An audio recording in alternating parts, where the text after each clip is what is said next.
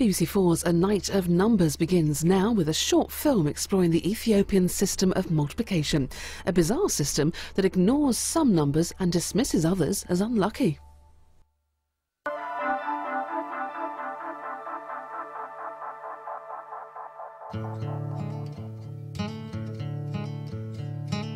Could you imagine a world without fractions?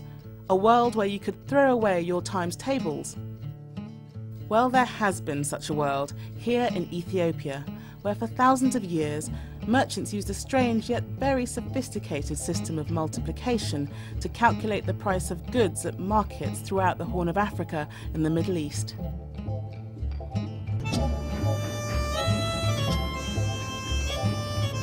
Today, the price of Ethiopian coffee is calculated on cash registers.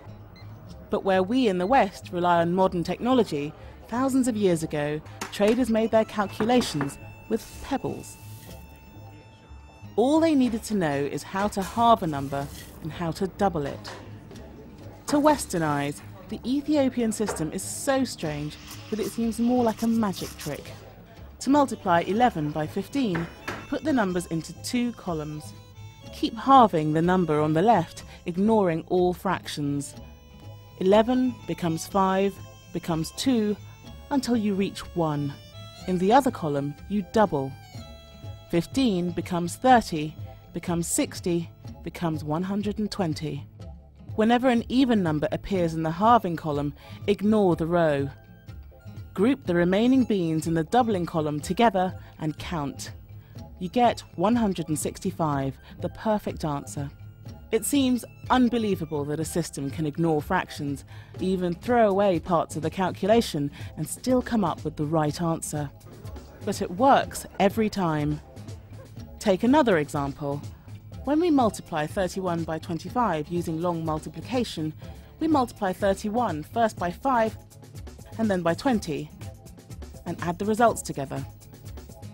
In Ethiopia, instead of multiplying by 5 and 20, they were effectively multiplying by 1, 8 and 16, just a different way to arrive at the number 25. By doubling a number, you're just multiplying by powers of 2.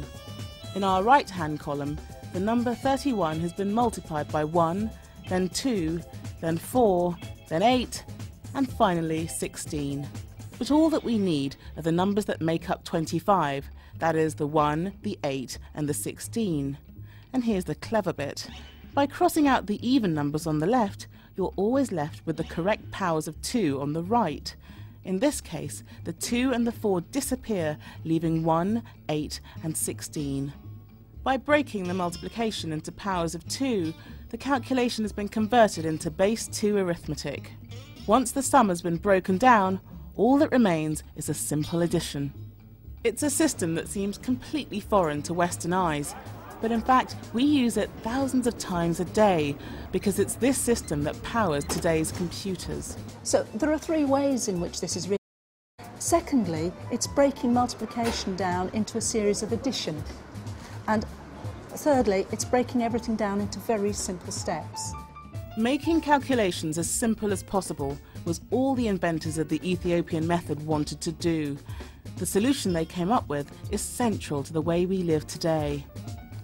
The ways they perform their calculations are almost exactly the same as the working methods of a computer. Amazingly, it seems that centuries before the invention of computers, Ethiopian traders cracked the code that lies behind the modern age. To learn more about numbers, go to the Open University's website at open2.net.